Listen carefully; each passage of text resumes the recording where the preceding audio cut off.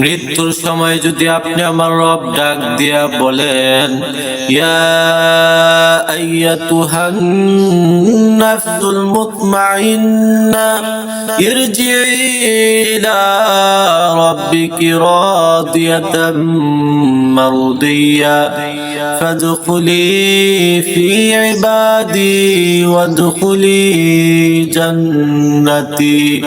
যদি মালিক ডাক দিয়া বলেন, হে প্রশান্ত আত্মা, তুমি তোমার রবের দিকে ফিরে আসো, তুমি তোমার মালিকের দিকে ফিরে আসো, তুমি তোমার রবের প্রতি সন্তুষ্ট, রব্বে কারিম তোমার প্রতি সন্তুষ্ট, অতএব তুমি খাস বান্দাদের অন্তর্ভুক্ত হয়ে যাও এবং আমার জান্নাতের মধ্যে প্রবেশ করো।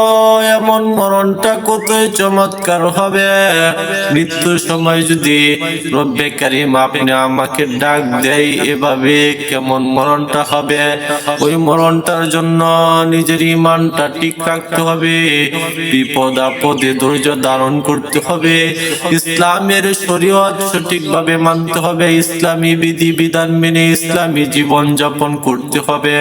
ওইভাবে যদি আপনি আমি জীবনটাকে গড়াইতে পারি, তাহলে রব্বে কারিম এভাবে ডাক দিবেন, তখনই তো আমাদের আত্মাটা হবে মুতমাইন্না, তখনই তো আমাদের নফস হয়ে যাবে পুত পবিত্র নফস, তখনই তো মৃত্যু হলে রব্বে কারিম এভাবে ডাক দিয়া জান্নাতের সুসংবাদ জানাইবেন।